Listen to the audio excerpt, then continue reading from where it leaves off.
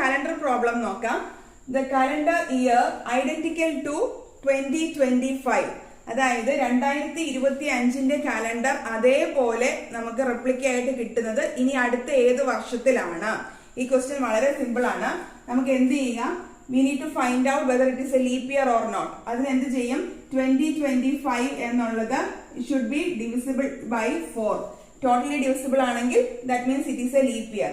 നോക്കുക, leap year 4 കൊണ്ട് divide ചെയ്യാൻ നമ്മൾ ഇതിന്റെ ഈ പോർഷൻ കൺസിഡർ ചെയ്യേണ്ട ആവശ്യമേ ഇല്ല.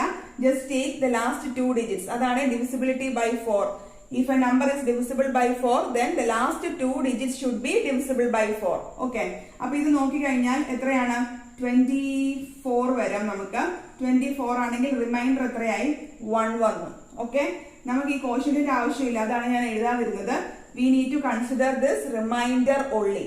ഇനി നോക്കുക, if the remainder is 0, that means it is a leap year.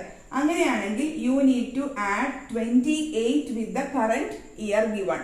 ഇനി 1 ആണ് റിമൈൻഡർ എങ്കിൽ എന്ത് ചെയ്യണം?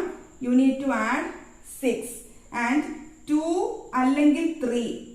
2 or 3 റിമൈൻഡർ വന്നു കഴിഞ്ഞാൽ പ്ലസ് 11 ചെയ്യുക. അത്രേ ഉള്ളൂ, സിമ്പിൾ ആണ്. 4 റിമൈൻഡർ വരുമോ? വരില്ല, ബിക്കോസ് 4 കൊണ്ടാണ് നമ്മൾ ഡിവൈഡ് ചെയ്യുന്നത്. സോ കംപ്ലീറ്റ്ലി ഡിവിസിബിൾ ആയി പോകും.